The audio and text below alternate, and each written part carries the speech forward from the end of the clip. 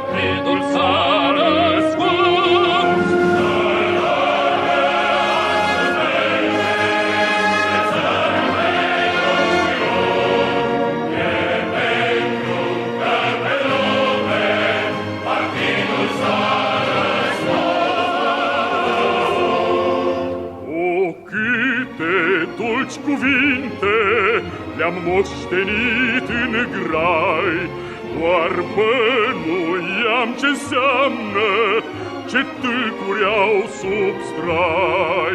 Dar dacă astăzi tâlcul de plin l-am priceput, e pentru că pe lume partidul s-a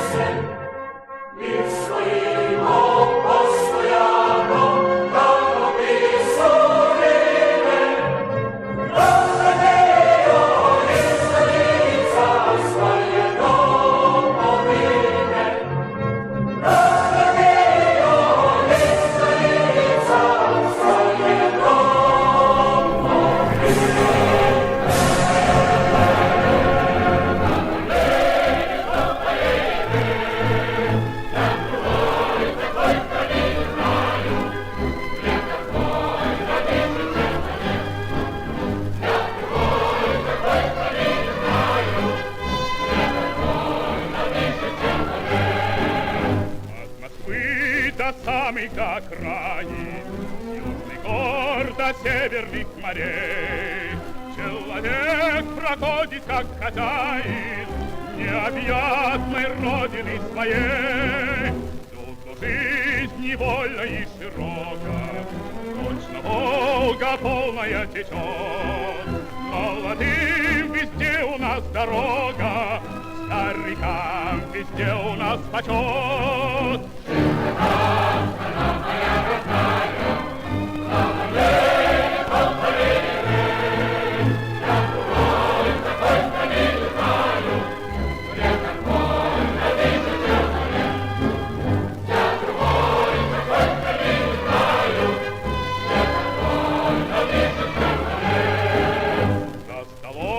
Никто у нас не лишний, по заслугам каждый награжден. Золотыми буквами мы пишем всенародный сталинский закон. Этих слов величие и славу никакие годы не затрут. Человек всегда имеет право на учение, подвиг и на труд.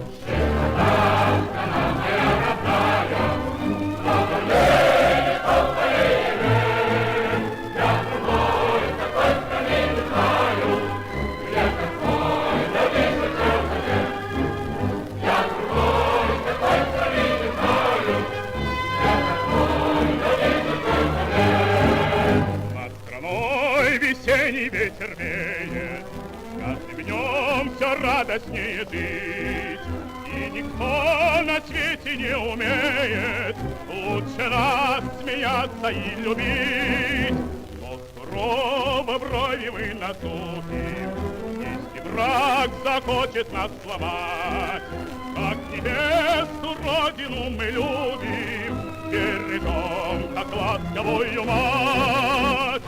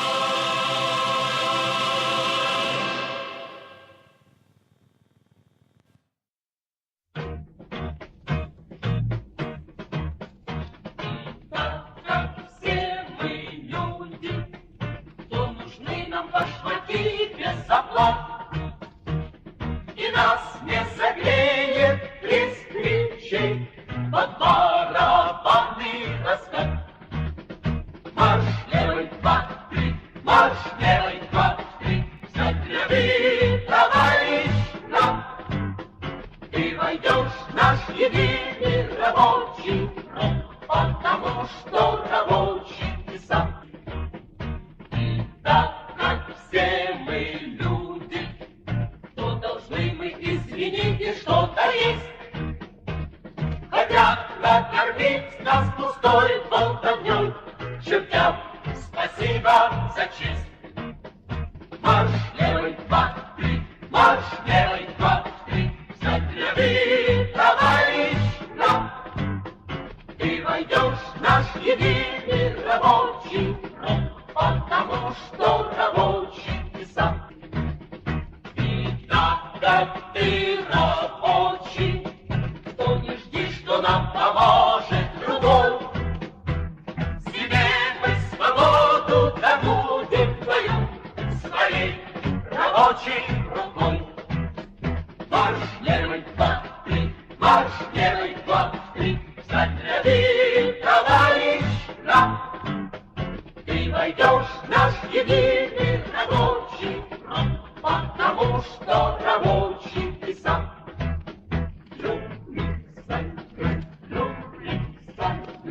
Modern Platz in das ist. Reg ein in der Arbeitereinheitsfront, weil du auch ein Arbeiter bist. Ты войдешь в наш единый рабочий фронт, потому что рабочий ты сам. Reg ein in der Arbeitereinheitsfront, weil du auch ein Arbeiter bist.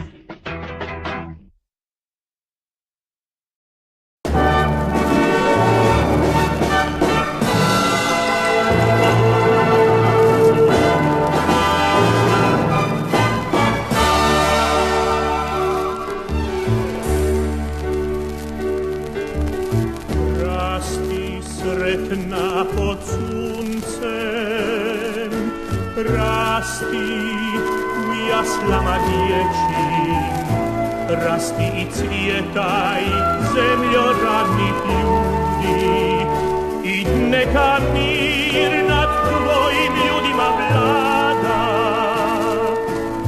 mir tvojim lađama napuči i tvome danu što se vedar budi. Rasti sretna da svi narodi vide, sa strana svih, sa juga i sjevera, kako se rađa i kako se voli, kako se brani zemlja proletera. Rasti cvjetaj pod zvijezdom slobode, pod rukom partije i pod srcem Tita. Rasti cvjetaj pod zvijezdom slobode, pod rukom partije i pod srcem Tita.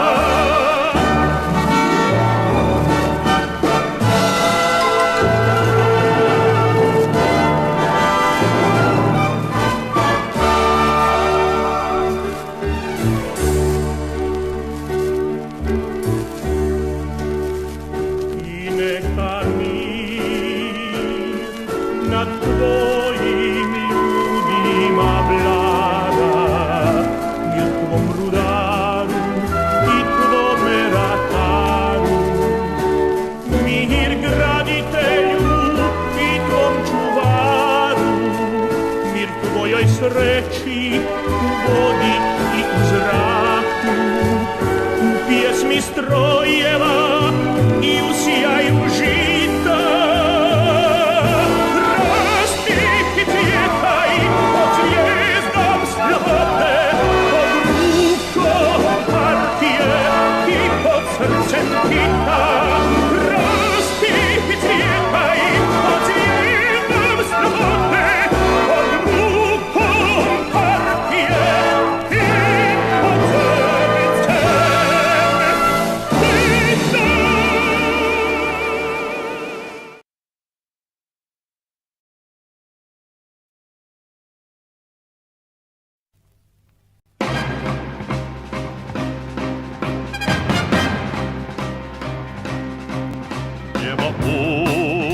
новостях в жизни важен первый шаг. Слышишь, реют над страною ветры яростных атак. И вновь продолжает собой, и сердцу тревожно в груди. И Ленин такой молодой, и юный октябрь впереди.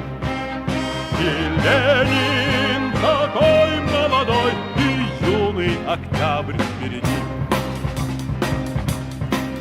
Весть летит во все концы, вы поверьте нам, отцы, будут новые победы, станут новые бойцы.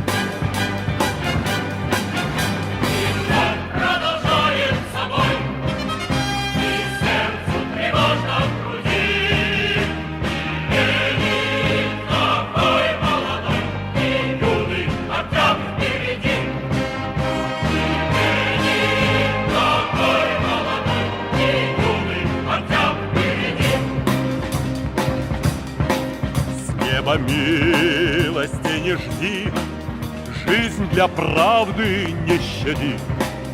Нам, ребята, в этой жизни только с правдой по пути. И вновь продолжает собой, и сердце тревожно в груди. И Ленин такой молодой, и юный октябрь впереди.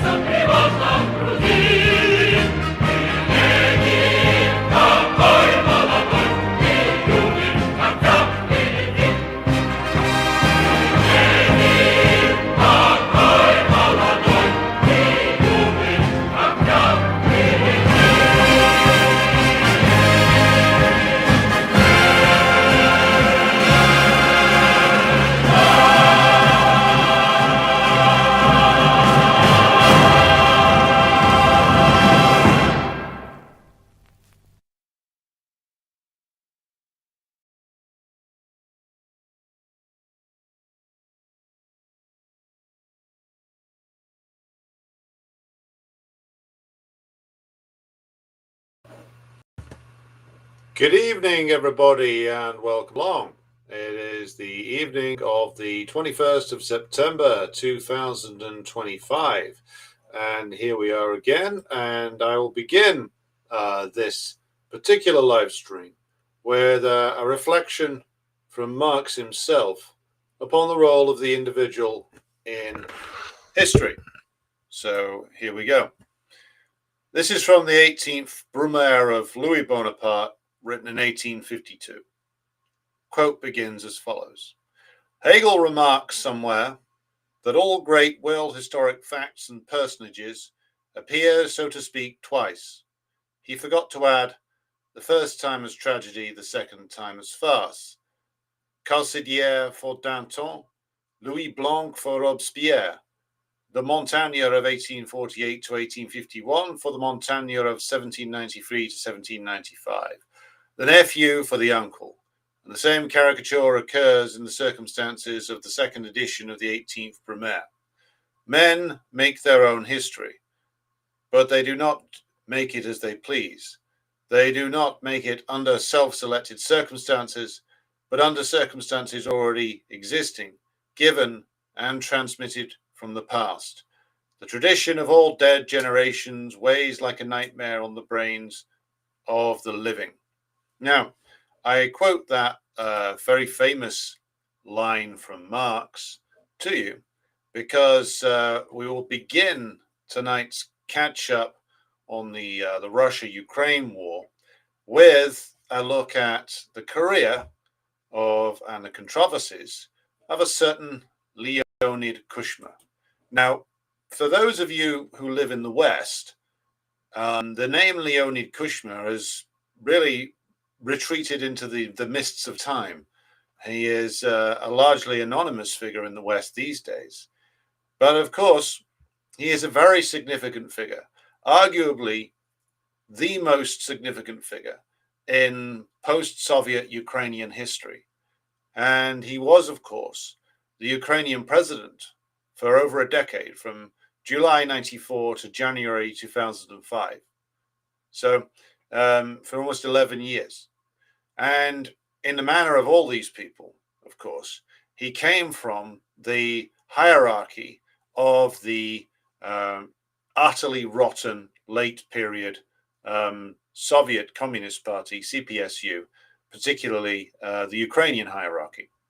Leonid Kuchma is arguably more responsible than any other single individual for the wretched state that Ukraine finds itself in today. Now, there are a lot of contenders for responsibility for the current state of Ukraine.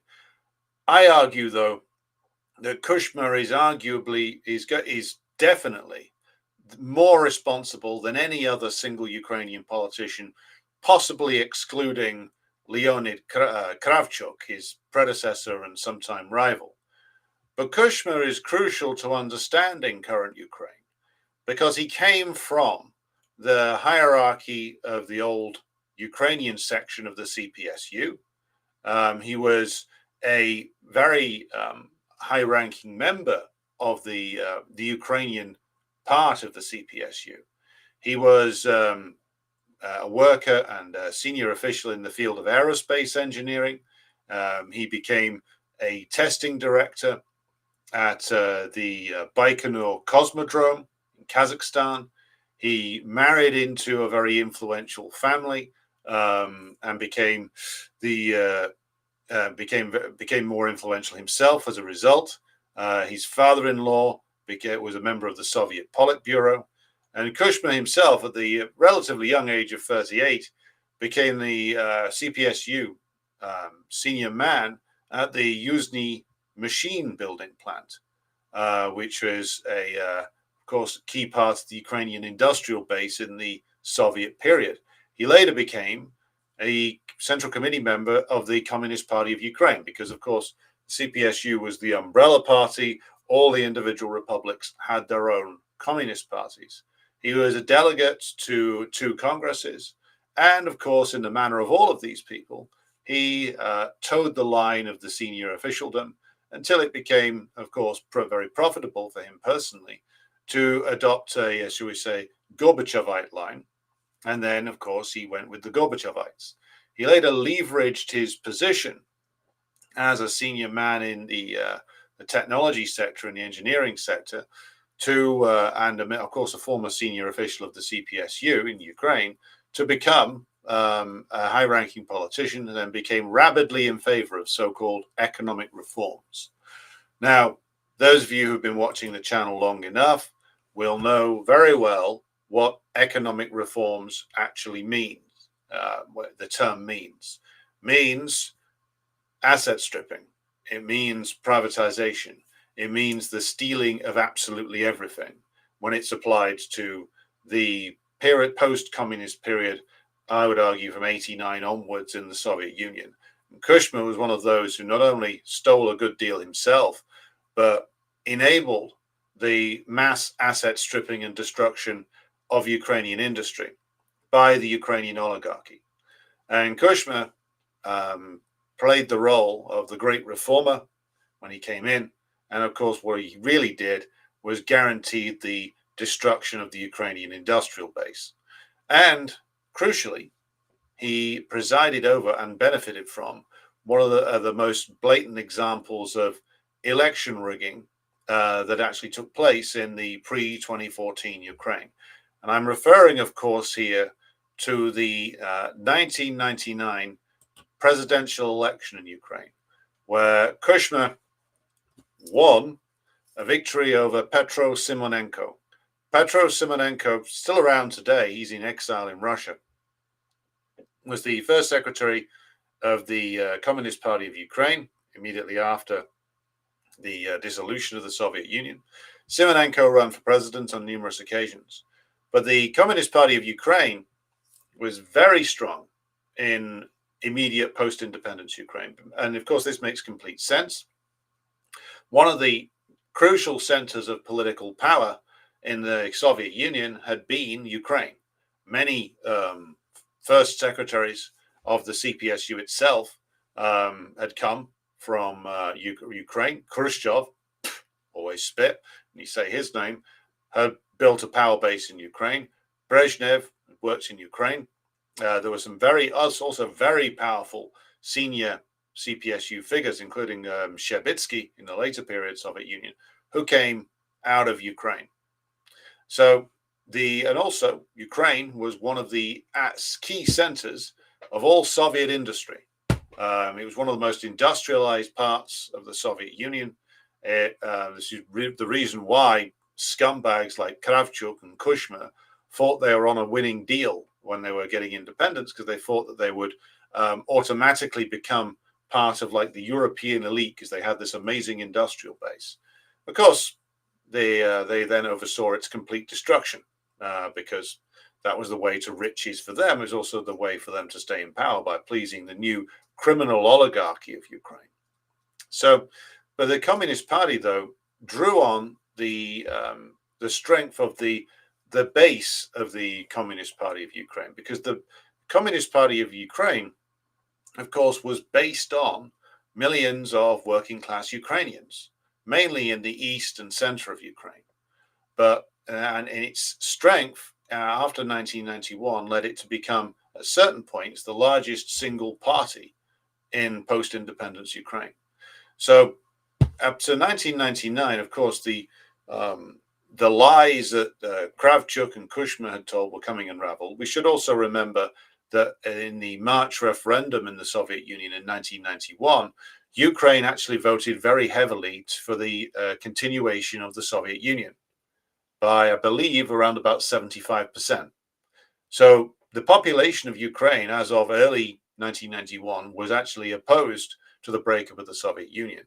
The Ukrainian leadership rammed through independence in the aftermath of the August coup, and then the Soviet Union was rapidly dissolved afterwards with the collaboration of course, Leonid Kravchuk, who signed the dissolution accords along with Yeltsin in later 1991.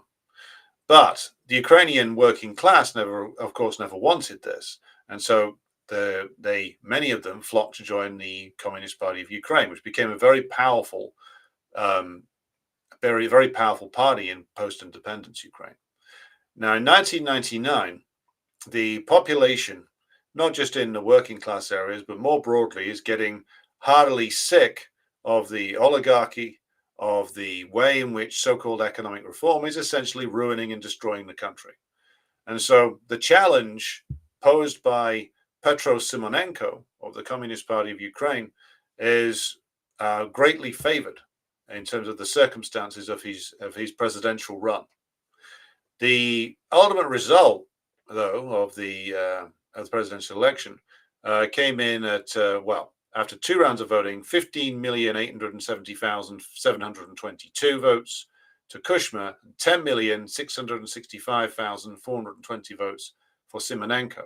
And the significance of this is that even Western bourgeois sources at the time and subsequently have admitted that Kuchma was essentially won this election in the same way that Yeltsin won the Russian presidential election 3 years earlier in 1996.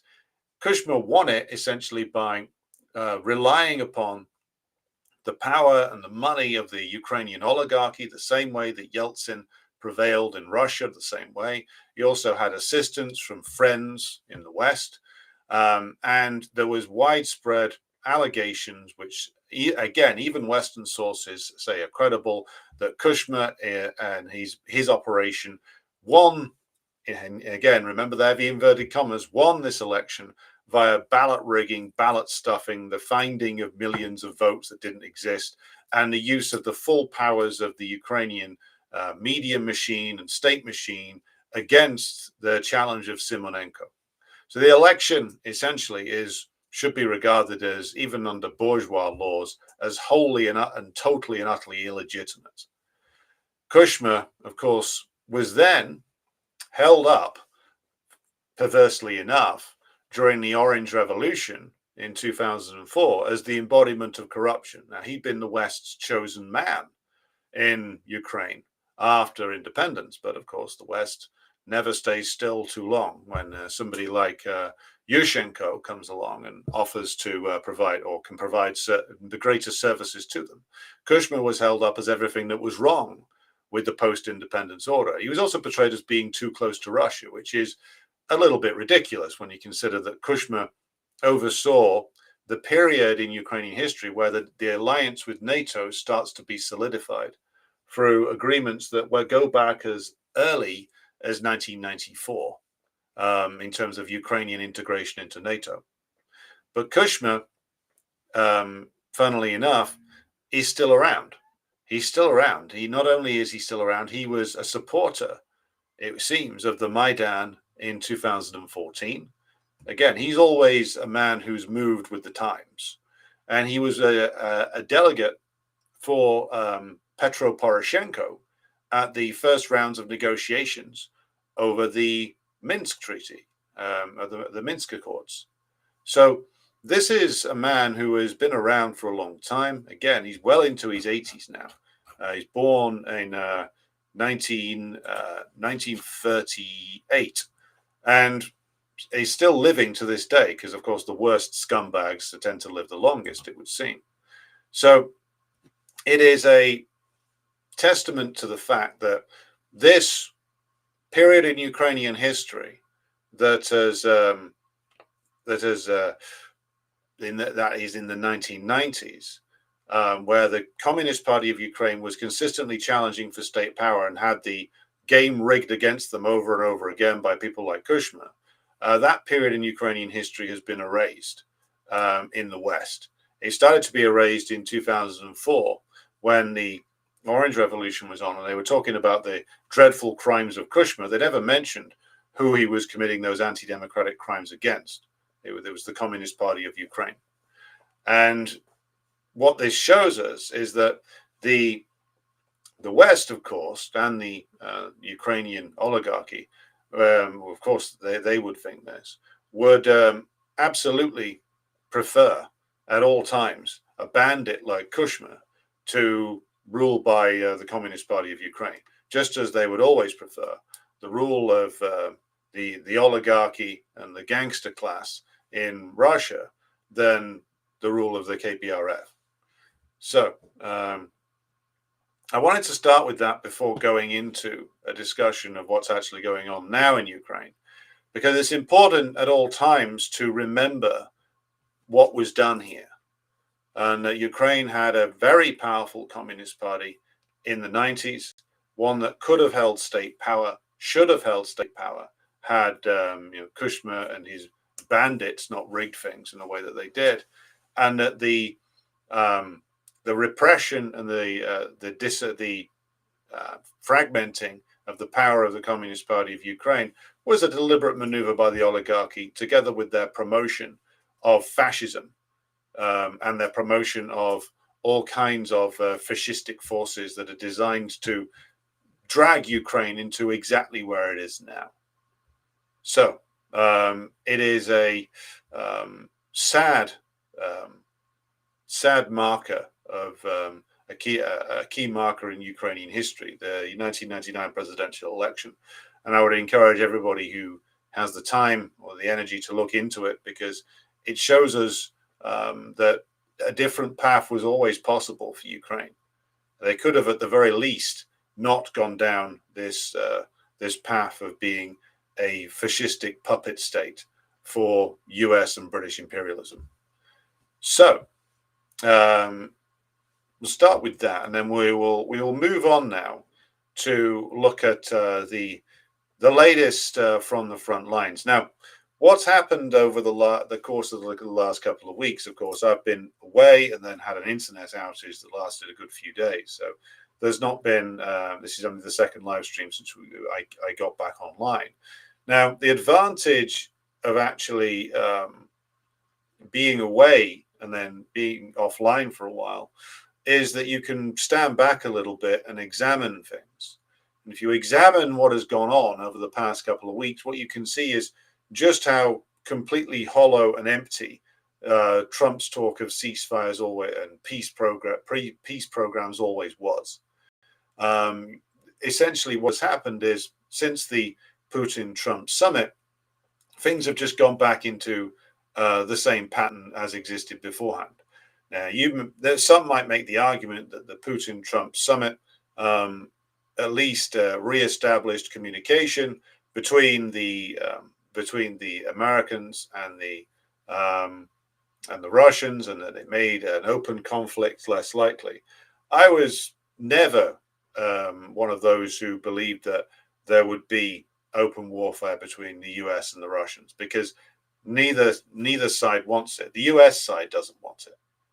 The US side can't have it like that, and we'll come to more about that when we talk about what's happened recently in Venezuela. But Trump now, of course, been between claiming to have stopped a war between Cambodia and Armenia, between Azerbaijan and Albania, between, I don't know, Pakistan and the moon, has been rambling along about how Putin's lost his mind, he's going crazy. There has also been what appears to very much be a scam regarding alleged Russian drone incursions into Poland, which seems, upon examination of it, to have been an elaborate fake out staged by the Kiev regime in an attempt to reinforce support for themselves. And what has happened is, as I said, things have settled into a certain pattern. That certain pattern being that the Russians continue the slow but relentless advances. The Kiev regime continues to flail around desperately, trying to get more commitments out of the US in particular. The US administration continues to waffle and waver backwards and forwards in order to try and do the completely contradictory things that Trump has called upon his administration to do, which are that he wants to somehow get rid of the Ukraine war from his area of responsibility, which of course he can't do. The US is too deeply enmeshed, and US imperialism has an objective need to try and destroy the Russian Federation. It will try various different tactics to do this, but that need does not go away. So Trump cannot pull out of the war fully, even if he actually took his responsibility to fulfill his promises seriously. The idea that they are going to pass this over to the Europeans has been pushed heavily, that the Europeans are going to manage this whilst getting weapons supplied by the US. The US then paused weapons deliveries recently because, quite frankly, they didn't have enough. They've also got themselves in this bizarre encounter with the Venezuelans in the Caribbean, which we'll come to later on, which is also linked in with the Russia question. So to go back to the Putin and Trump summit, what it seems to have done basically is just reached a sort of tacit understanding that they are going to slowly rebuild commercial ties, but the war is going to be fought out on the battlefield.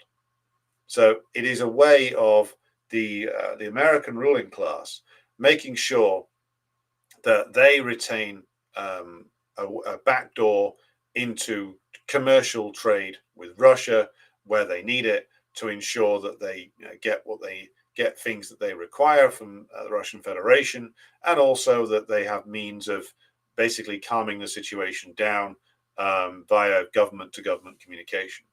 But the war also continues because Trump can't stop it. Now, it is theoretically possible for Trump to stand up and say, you know what, Mr. Zelensky, you gotta go.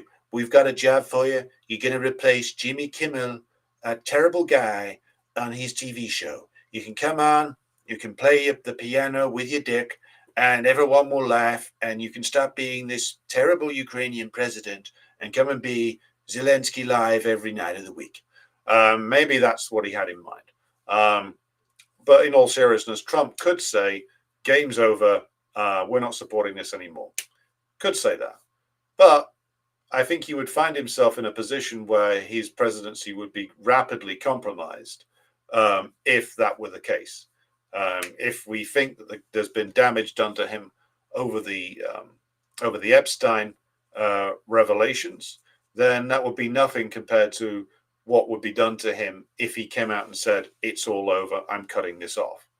So the only way for Trump and the coterie of inadequates that he has around him in the White House to deal with such things is to try to slowly, essentially back away from this, but whilst making a lot of noise and screaming about how Putin's mad and we're going to back up Ukraine, etc., whilst acknowledging quietly the reality that they don't have the means to support the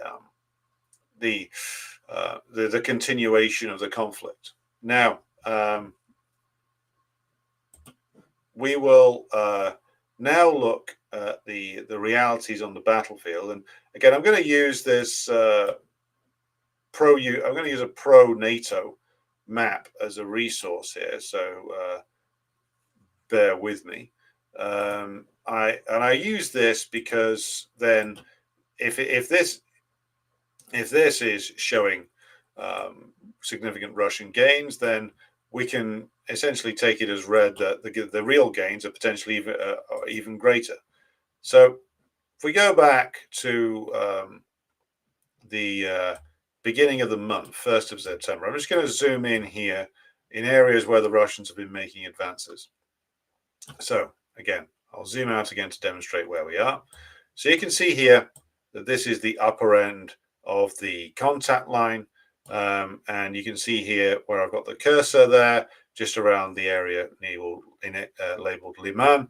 This is one of the areas where there's been significant advances in recent days. So today we're on the 1st here. We'll go up to the 20th. And you can see here the Russians pushing in 3 directions above Liman.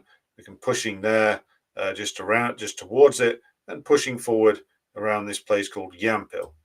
Now, what seems to be the Russian objective, and we talked about this the last time we had fun with maps, so to speak, and I'm just going to pause here over this place called Slavyansk, which is a well-fortified area, and Mikhailovka, these are 2 areas which were very famous back in the days of 2014 to 15, where Strelkov, the prominent Russian monarchist blogger and adventurer, maintained rule over Slavyansk for I think it's 78 days. But very significant place, and when the Russians get to taking somewhere like Slavyansk, it's going to signal yet another escalation of the crisis afflicting the Maidan regime.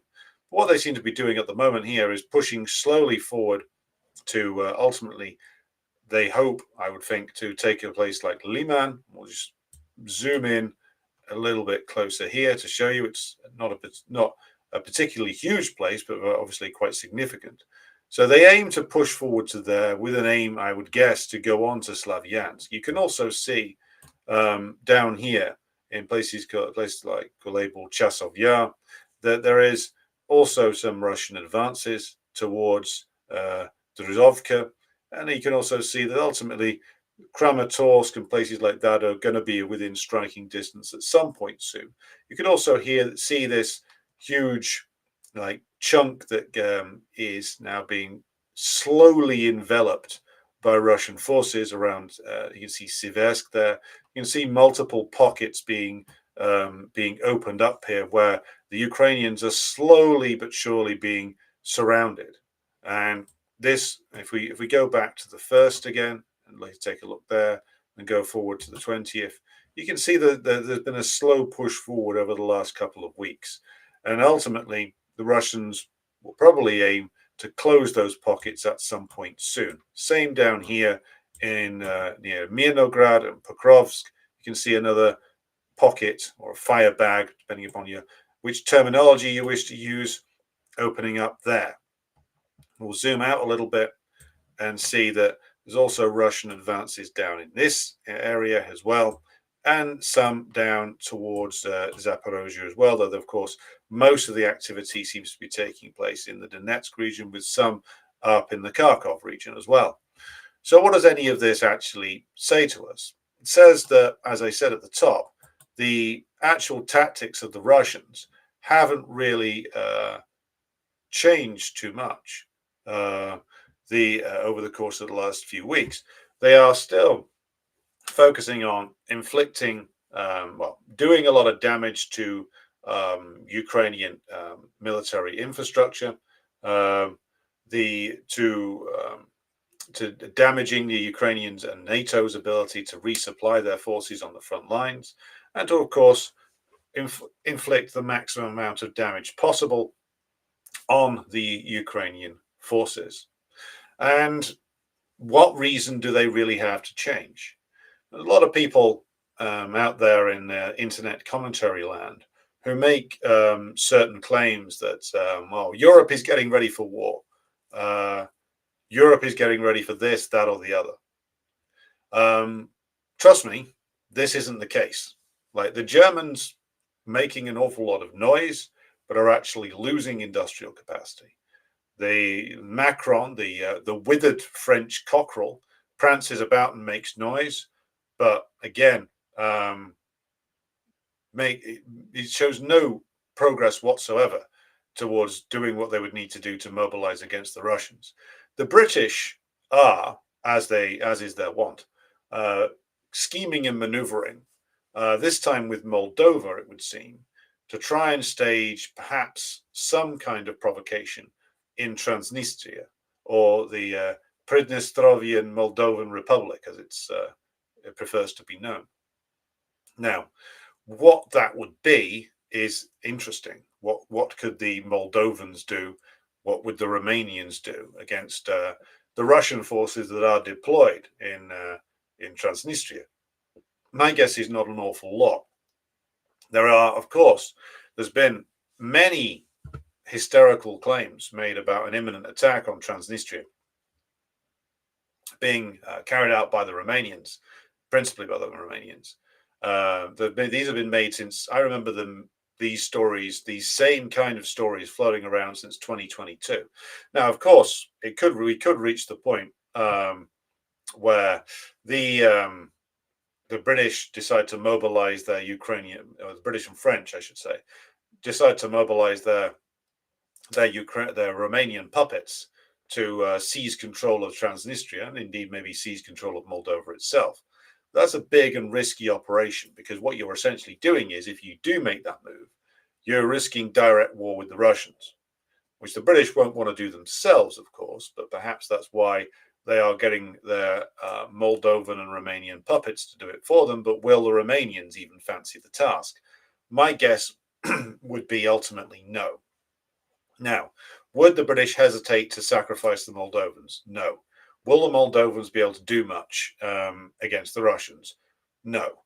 Will it complicate the picture for the Russians if the British manage to push successfully the Moldovans and whatever armed force they can muster up into a takeover of Transnistria and seizing control of the arms dumps there, which apparently the Russian forces have mined very comprehensively and are ready to blow them up if the NATO forces make a move.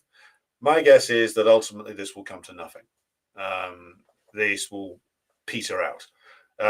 There's an awful lot of talk and hysteria about this, but I don't see it going anywhere. To go back to the question of like whether the Europeans are going to make a move, they have no capacity to make a move within the next 5 years. That's why, like, all the British defense reviews talk about, well, what we're going to do 5 years from now, we'll have a force that's able of taking on the Russians in 10 years from now, because they know they can't do anything in the next 5 years. They know that, which is why they're not talking about it. They keep making noises, but they're not going to, go move into Ukraine in any numbers whatsoever, unless it's by the kind of hidden maneuvers they've pulled off so far, where suddenly a load of British officers die in a car crash, having been to a pub in Blackpool or something, but in actual fact have perished in some kind of conflict with the Russians in Ukraine. It'll all be done undercover. So European rearming, European reindustrialization is not happening. There's a lot of noise from Friedrich Merz. There's a lot of noise from Macron, but they are not getting themselves to the point where they could seriously take on the Russians anytime soon. I'd also add that Merz might say that he's going to spend X, Y, or Z amount of euros on building up the war industries. But one of the symptoms of this period of late-stage imperialism is that you can throw an awful lot of money into something and it will just disappear, that it won't actually lead to a vast upsurge in military production. You can throw billions and billions into something, and it will disappear into the different layers that will all take a slice out of it, that will all wet their beaks, to use the old phrase from Godfather 2. They'll all wet their beaks on the money, and what will ultimately be put into production will be minimal. One of the things that this period that some academics and leftists referred to as neoliberalism, what I think is more properly referred to as late-stage monopoly capitalism or late-stage imperialism, is that it is becoming more and more inefficient in terms of actually producing things. It's becoming more and more inefficient compared to the industrial bases of other countries, like compared to the military-industrial base of Russia. The US military-industrial complex is nothing in now. It is being comprehensively outproduced. And so it's not just a matter of money, it's a matter of the fact that all these industries and the government layers and structures behind them are all absurdly bureaucratic. And if you throw money into that system, it will just disappear in 1,000 different ways. And you can't just say we're going to throw money at this problem and try and outproduce the Russians. You would need to do things like seizing control, as I've said before, seizing control of industry, but also securing your supply lines in terms of raw materials that you need. A lot of the materials come from China. A lot of German industry, for instance, depends upon parts that come pre-manufactured out of China. So are they really going to be continuing their trade with the Germans as the Germans retool themselves for a war against China's key strategic partner? Probably not. And these are all deranged fantasies that the European governments are engaging in, but ultimately they can't do anything. And the Russians don't need to speed up at any point because they've already got the Ukrainians where they want them. It's just a matter of how much risk the Russians are prepared to take in their advances. They will probably sit or move cautiously and reach the point where the Ukrainian army, it cannot be reorganized or reconstituted any further before they finally decide to deliver their death blow. Right. So let's get into the chat, take some questions, etc. So hello to Bertram Clement in Swindon. Hello to Jenny. Hello to Peter Carmichael. Hello to Paul in Wales. Hello to Dr. Ahmed in Egypt. Hello to YepX, who says, call out a liberal or two again as per usual. They called me MAGA, cult behavior. Well, yes. Every bourgeois party basically is a cult that cannot be questioned. Jim Jones had nothing on these people. Hello to Jerry, Anthony McKeown, Grassy Knoll, Nemo Yederman, apparently in a hospital bed in North Wales. Well, get well soon, Nemo. I hope you're back on your feet soon. Hello to Sid, President Jesus, Daniel in Somerset, Nikola Petrovich, Holistic Politics from Finland, Community Snidelines, Chris Rogers in Hong Kong, Svetlana in Moscow. We've also got Nicole in Riga, Latvia. Good to have you with us, another Baltic viewer. We also have Vera from Iceland, David King. We also have, hello to Paul, by the way, who says hi, Enigma. We also have Will Johnson, Marius, Comrade Lee, Jawed, Martin Ellenkov, Jamie Weeks, MO1917. Svetlana says Kuchma is a big critic of Zelensky. He's accused him of wrecking the country, which is pretty ironic considering Kuchma's role in Ukraine's recent past. Yeah, stop wrecking the country because I want to wreck the country. Kuchma's legacy leads directly to Maidan. I'm sure our Russian correspondent knows that.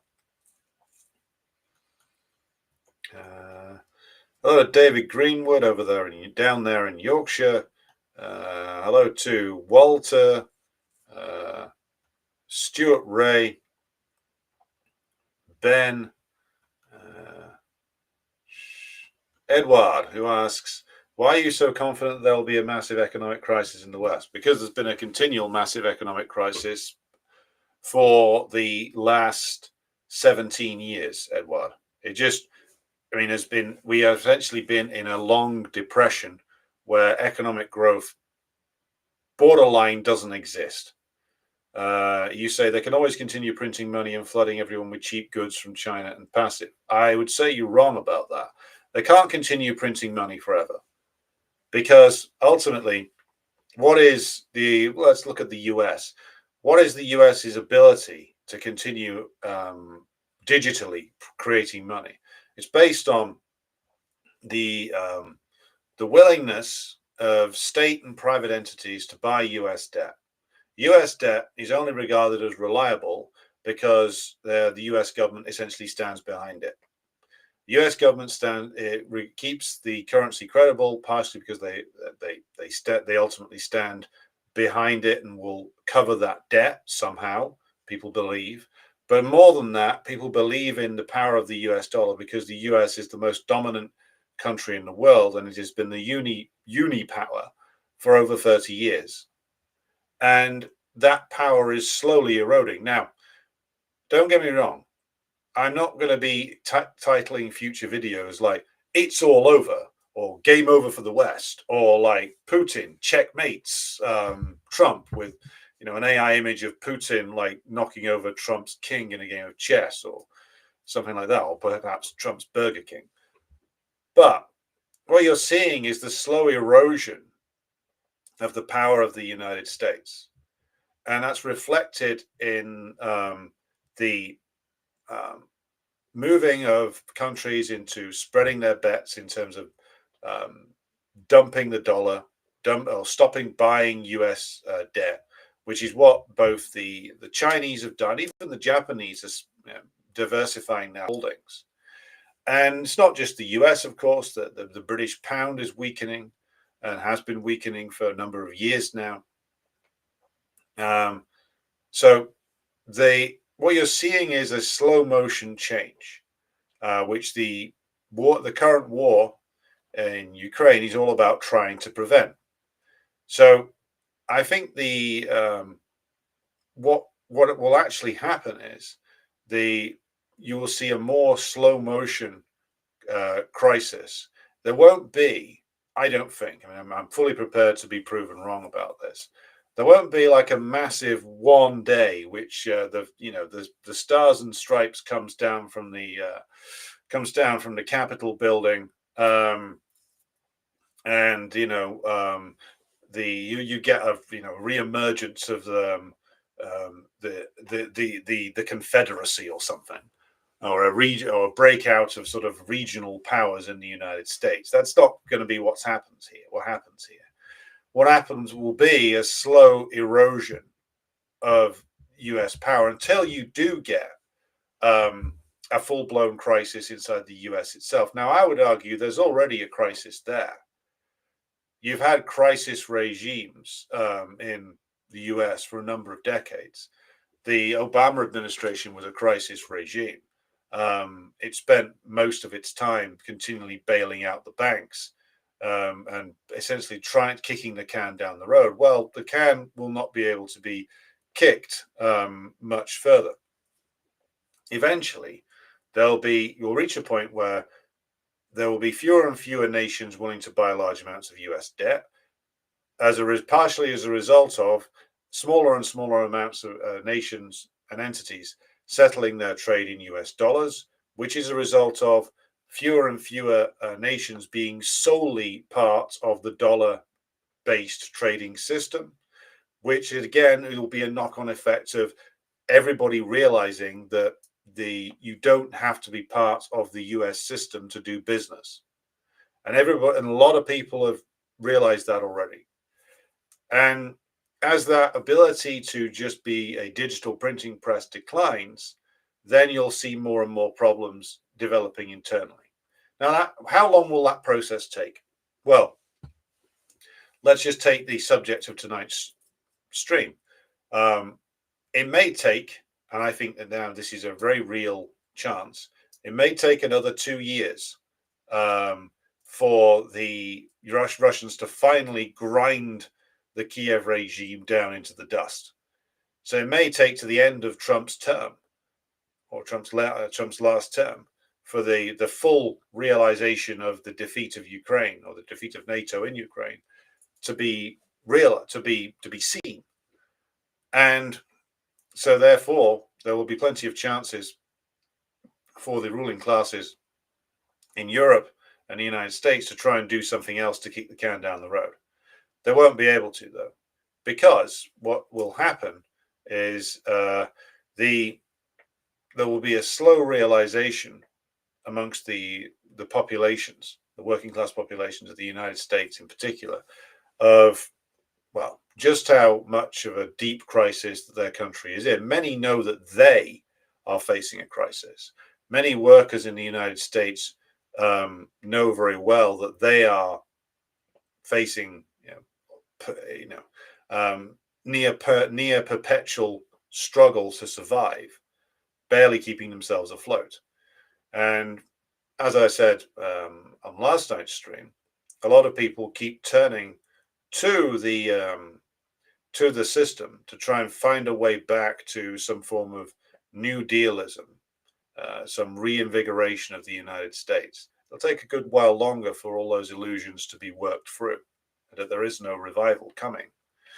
Now, the point about the crisis will be that when the US's debt basically isn't good anymore, when no one can buy, when no one or fewer and fewer nations buying it, this will provoke, this will be part of what provokes the crisis in the US itself.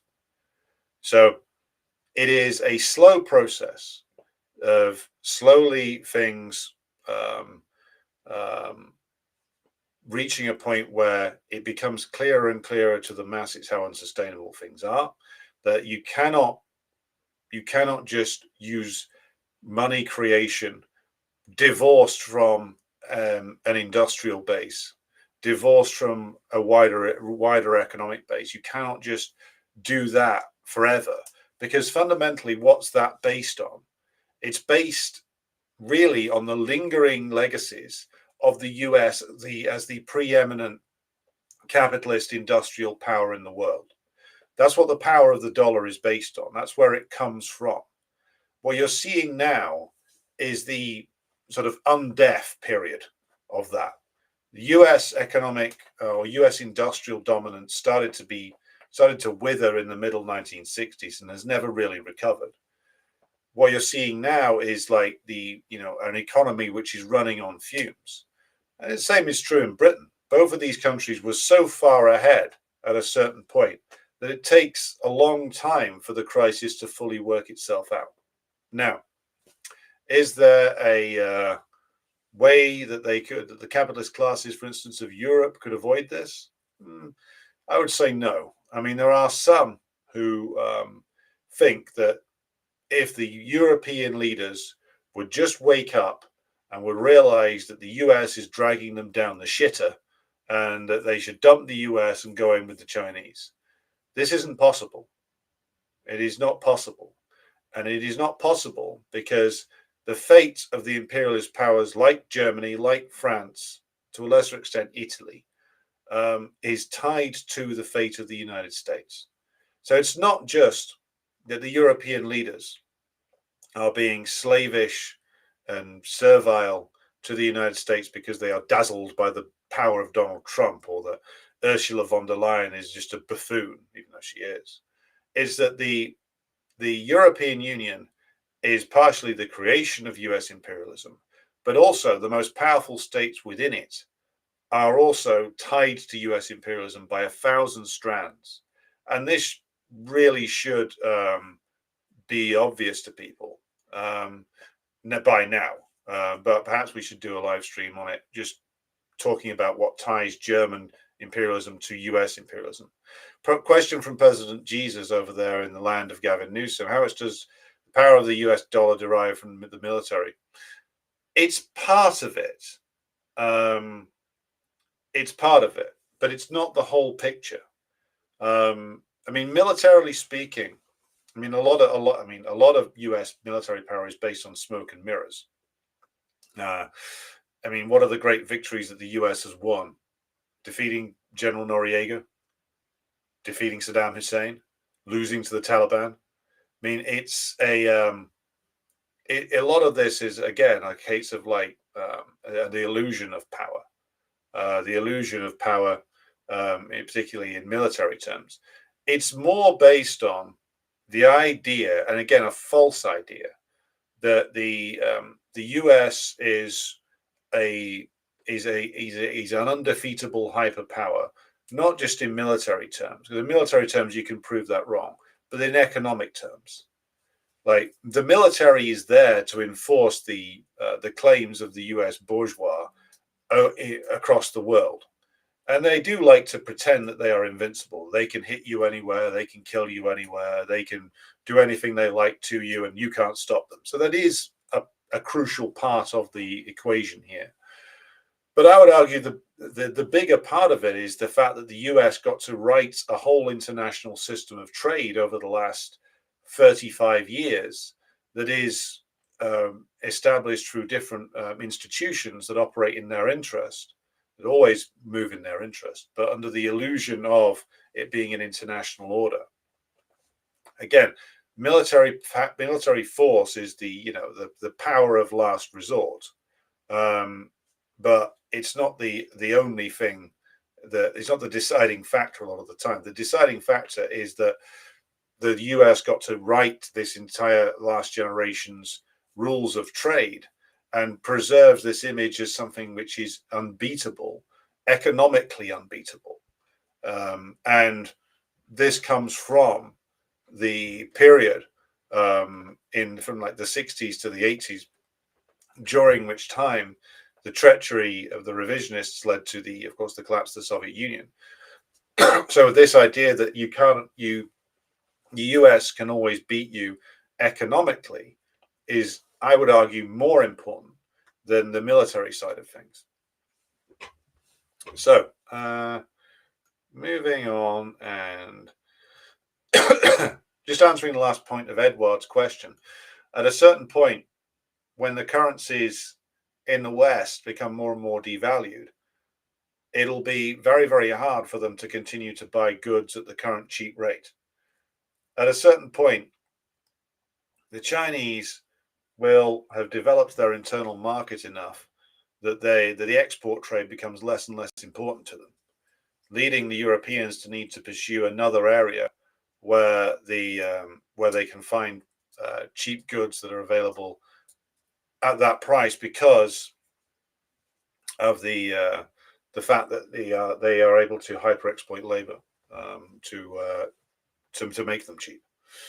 At a certain point, they won't be able to do it with China anymore. They'll have to move elsewhere, and then they'll find themselves, partially thanks to the activities of the Chinese, facing tougher and tougher bargaining. So the mass availability of cheap goods might come to an end at some point. Won't happen overnight, but it will start to happen. Right. Hello to Dingo Ate Me Baby, who's watching on Rumble. So we are live currently on Rumble, on Kick, on Marx Engels Lenin Institute YouTube page, and on the Twitch channel. So join us on one of those. Be sure to like and share this stream. Be sure to subscribe to the YouTube channel. Follow us on X. Currently, we do have number of people watching us on X. I'm just going to try and find the number. Yes, we have 430 of you watching on X. All very good. Good to have you with us. So, Marius says on the YouTube comments, it's one of the heights of irony that neoliberalism has led to unprecedented amounts of bloated bureaucracy in the West, the very thing they condemn planned economies for. Well, yes, but of course, it was one of the great pieces of discourse that you can watch in like British politics, British bourgeois politics, for instance, is you see like representatives of from Farage's gang, Reform, or the Conservative Party sometimes, or the Labour Party, banging on about bureaucracy, this, that, or the other. We've got, there's too much bureaucracy. There's too much bureaucracy. Well, you should know, lads, because you created it. Like you created it to administer a system where everything is contracted out, where everything is down to like the contract for vending machines is contracted out, and then contracted out again, and then subcontracted again.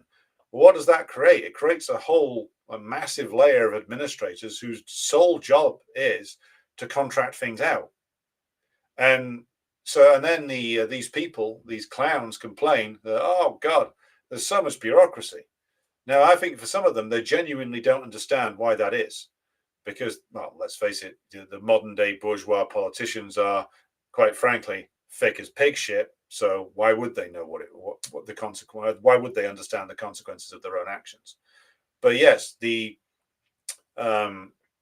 imperial state has always been a giant creator of bureaucracy. Whether that bureaucracy is public or private depends upon the period that we're in. Now it's semi-privatized, but all the money and all the direction comes from the state. It's just become ever more inefficient as time has gone on.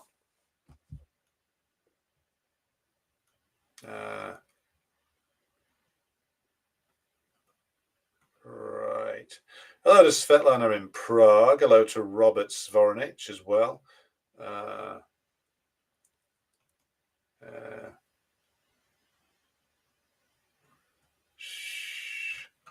Somebody's been watching Brian Berletich's stuff. Yeah, he does interesting work. My argument with some of his work is that he tends to overestimate the powers of the empire. So like he looks a lot of policy papers, which I look at those too, and he seems to think that just because the imperialists, not that he uses the term imperialism, want to do something or plan to do something, that they will be able to pull it off.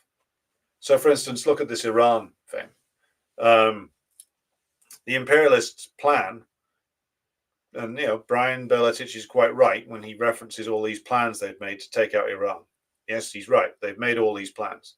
The various different imperial think tanks have put down their intentions quite clearly towards Iran. If only the Iranian bourgeois would read it. But what you run into, as the imperialists run into, is the fact that just because they plan to do something, it doesn't mean that they can pull it off. They would have regime changed Iran years ago. Were they able to pull it off? They can't do it.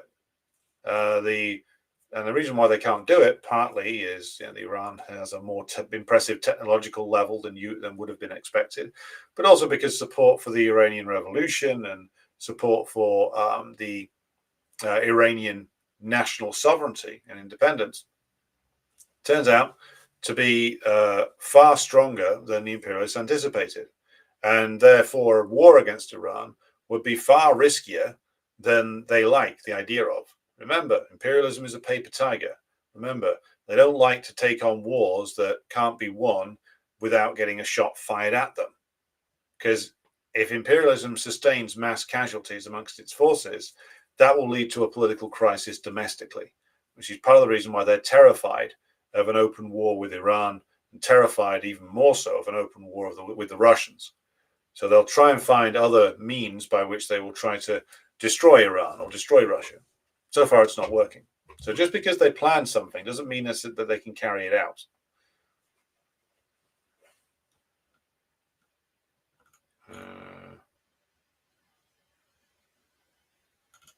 Just scrolling through some more comments here. Yes, Sid, you're right. A lot of people on the left don't understand money. No, they don't. I mean, just if you want an example of that, just look at Jeremy Corbyn and the people who back him. These people don't understand money. They don't understand how capitalism works. They don't understand what imperialism is. They don't understand the parliamentary system. They don't understand the bourgeois state. These people are clowns. Like Jeremy Corbyn is a clown. Bernie Sanders is a clown. If you take their pronouncements seriously. Zara Sultana in our country is a clown, a total clown. Like has no idea about how capitalism actually works whatsoever, and shows no real ability to learn. Though I must say, I have reached out to both her and St. Jeremy of Islington, asking them to come on the program. I doubt that either will take up the invitation, but let's see. I'm sure that it would be a very interesting discussion if they did. Right. Tim Gray says the collapse of the Roman Empire was slow and its implosion was only visible to those looking in who were oppressed by them as the Romans withdrew back into their core regions. Well, and also that if we want to make the comparison with a later period Roman Empire, the Romans started to use mercenaries more and more with regard to like their wars. They started to recruit what were referred to as barbarians, a lot of Germans, etc., and pay them with through monetarily pay them, and also pay them through concessions to fight the empire's wars. So a lot of the guys who emerged to challenge the Western Roman Empire later on, like I believe Alaric and others, had actually fought for the Roman Empire, the Western Roman Empire, at different points in their careers, and later emerged seeing that the Western Empire was weak and ripe for the plucking, that they could take it, they could take bits of it over. And there are some arguments that have been made. Again, I haven't reached a clear judgment myself yet as to that this might be something that's happening to the US. Again, when making comparisons between the Roman period and our period, you need to be careful. Very different mode of production. A lot of time has passed, but there is a certain amount of comparison that you can make, which is that when a long-established empire, and the Anglo-American Empire is long established, and I say Anglo-American because as a lot of British ruling class voices do say in our media, the America is very much seen by them as the continuation of the British Empire. That's how Churchill saw it. So that old, very rather eloquent racist Rudyard Kipling saw it. That's the point of the poem "The White Man's Burden."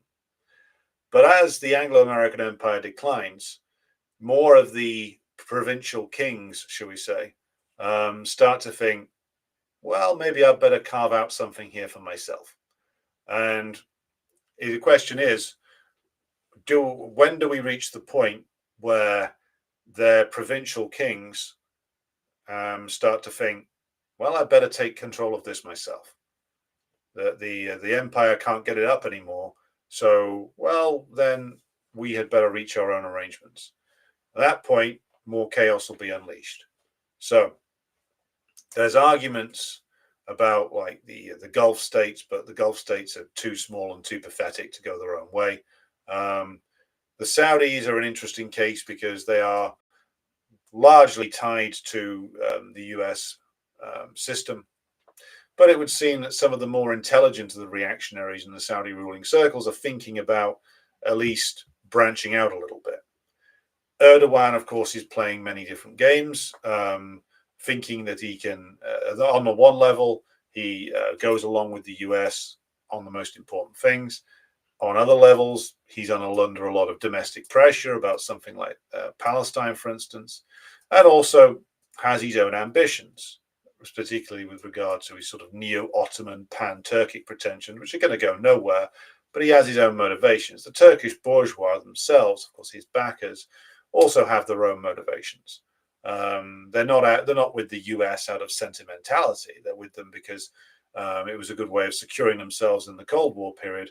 Now the US is on the skids. They are, again, looking in multiple directions.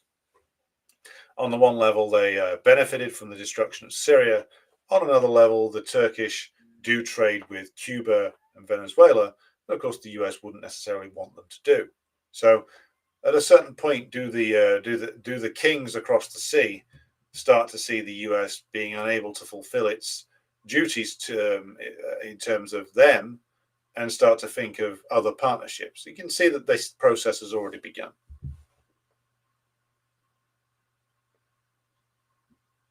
Sid says, I talk to more and more people who seem to understand that a lot is wrong. Even people who must have been Trump voters know that we're ruled by criminals. Yeah, a lot of people do know that. The problem is that they haven't reached the correct conclusions yet. But that's a matter of our weakness and the remaining strength of bourgeois narrative makers.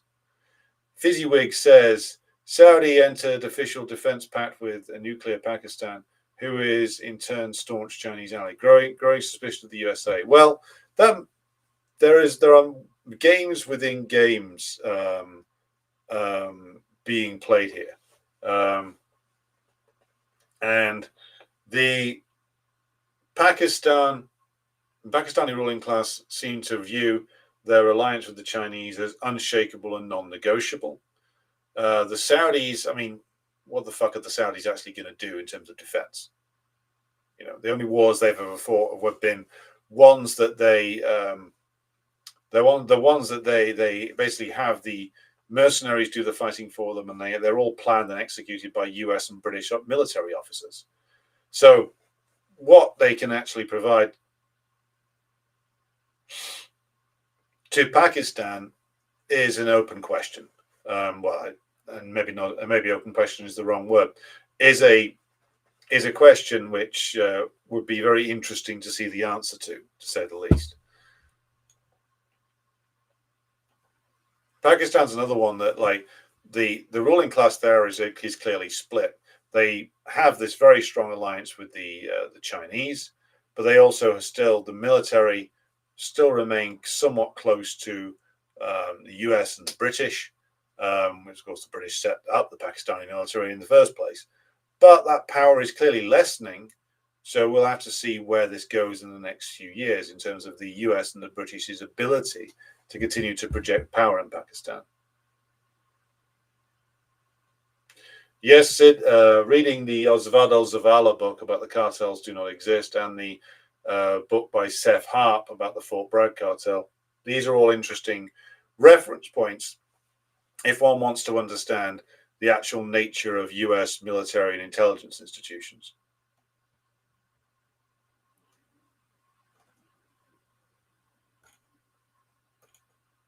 Okay. Just scrolling through some more comments here. Remember, Pakistan jailed Imran Khan under US orders. Well, that's true to an extent, but this is responding to a comment from David King, but it didn't really change the trajectory of Pakistan. I mean, all that Imran Khan did was to declare that he was not going to take a side in the Russia-NATO thing. But it didn't change. I mean, the coming to power of a new government Sharif didn't change the alliance with China. And Khan had been making overtures to the US himself. Didn't save him, of course, but the Pakistani interests didn't change there. They continue to pursue their relationship with the Chinese, despite the fact the US has been sponsoring terrorist attacks all over Pakistan in order to try and derail Chinese economic development projects. Right, so I'm going to draw things to a close soon, but there's a couple of other things I wanted to mention. And the final, to return to the subject of the diplomatic funk, I will just re-emphasize my point. There will be no clearly negotiated peace between Ukraine and Russia. The only way that the Russians are going to get what they're looking for here is by the complete and utter destruction of the Kiev regime. That's something which is going to be imposed on them by the US, by the British and others who are going to refuse any attempt at negotiations. It is also the case, and we should keep this in mind, that the Kiev regime itself cannot afford to engage in negotiations. If they do, they will be killed. Not the kind of negotiations that would actually end the war. So, other point, though, that I wanted to mention is Trump continues to splash about in the Caribbean, making lots of noise, screaming that he's going to take on the Venezuelans. And here we'll go back to the books by Zavala and Harp regarding the actual reality of drug trading. Because, of course, Trump has been babbling away about how these Venezuelans, they're taking over, they run all the drug rackets. This is awful. We got so many awful Venezuelans here. But, of course, most of the Venezuelans in a place like Florida aren't exactly favorable towards the Maduro and the PSUV governments. So Trump babbling on about these awful Venezuelans in the US seems to be ignoring just who these people are and where their sympathies lie. So the other point I wanted to make was that the Trump's bellowing and stamping his feet about towards the Venezuelans and targeting Venezuelan fishing boats, etc. Well, this is, I would say, another case of impotent flailing. It's the impotent flailing of the U.S. administration. They're trying to intimidate Maduro, trying to stir things up in Venezuela. It's all failing, of course. And one of the symptoms of this, should we say, colossal failure, is the fact that the Venezuelans are not only unintimidated, they've pushed ahead with this, which is their strategic treaty with the Russian Federation. Now, this was passed recently in the Venezuelan National Assembly, passed overwhelmingly, and it has these different components to it. An economic and financial component. I'm just going to read this from the article I'm showing on the screen, which is from the Orinoco Tribune. So the part of the treaty covers economic and financial affairs. So the creation of an independent financial infrastructure, which the article says is a direct response to sanctions. The goal is to establish trade and investment channels that bypass the Western-dominated financial system, potentially utilizing payment mechanisms in local currencies or alternative systems. So this is the sanctions-busting element. The Russians and Venezuelans are going ahead and finding ways around trade in the dollar that the US can still impact, or trade via financial systems that the US can still impact. So it's another bullet in the corpse known as SWIFT. So it also covers energy and mining. So the Venezuela also has a lot of course, oil deposits, and the Russians are going to invest in reviving the Venezuelan oil industry, which was very badly affected by sanctions, of course. It's got a technological and security aspect to it. So the Russians are going to have a GLONASS station apparently in Venezuela. But in terms of defense, the article says the details remain confidential, but continued transfers of technical capabilities, equipment, and training are expected. So we can expect more Russian equipment, and I would suspect that this refers to a lot of stuff that's been tested in the Ukraine war. So, for instance, drones, anti and also anti-drone technology, missile systems, both anti-aircraft missile systems and anti-ship missile systems. What the Russians, I think, will be providing to the Venezuelans will be a system which enables them to cancel out the most dangerous aspects of the US's diminished but still dangerous arsenal. So the US's air power and the US's naval power. On the ground, the US couldn't win a war with the Venezuelans. They just couldn't. They don't have the men to do it. You can do an awful lot of damage, though, via air power, via missiles and air power that can be launched by ships. So if the Russians can provide technological capacities that would cancel out the US's remaining advantages, then that would be go a significant way to securing further the Bolivarian revolution. There's also an ideological component of the agreement. And so what I'm going to do is I'll go through the agreement and pick out anything else. I just wanted to highlight this Orinoco Tribune story. So if this was about influencing the behavior of the Venezuelan government, if anything, it's further pushed things towards a greater degree of integration with the Russians and the Chinese. Bear in mind, the Russians flew a nuclear-capable bomber to Venezuela a few years ago when the US was, again, under Trump, rattling the sabers, etc. So this is a case of Trump doing all this stuff, blowing up some miscellaneous speedboats, claiming that they're drug traffickers, crying on Truth Social about how the Venezuelans need to accept more deportations, and really looking for a way out of the hole that he's dug for himself, because they can't invade Venezuela. They were probably hoping to stir up some opposition in there, but it hasn't worked.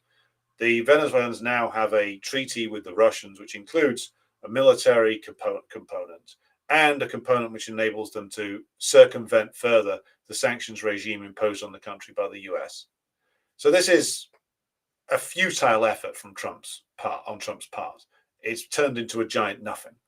A lot of shouting and screaming and blowing things up, but in reality, just reveals again the impotence of the US when it comes to a nation that's actually capable of mobilizing the masses in defense of their revolutionary process. So I wanted to highlight that. I'll go into it more in a future episode when I've gone through the details of the treaty, and there might be some more interesting things to highlight. So I'll bring things to a close for tonight. Thanks to all, let's have a look, 670 odd of you watching on the various different platforms. Thanks to everybody who supports the show on Patreon, where our Patreon exclusive content coming up this week is the review of the 1990 Martin Scorsese classic Goodfellas. So that's going to be coming up this week. Audio version of this will be available on Patreon tomorrow. Also, thanks to anybody who supports the show via Buy Me a Coffee. Your support makes all of this possible, makes the regular streaming possible, and also makes equipment upgrades possible. So we may be upgrading the system fairly soon because there's always room to improve in terms of technical stuff, but keep an eye out for announcements on that. Thank you to everybody who's tuned in tonight. I will be back with you again tomorrow. And until then, always bear in mind that a social democrat is just a fascist who hasn't discovered he's a fascist yet. Good night, and see you again soon.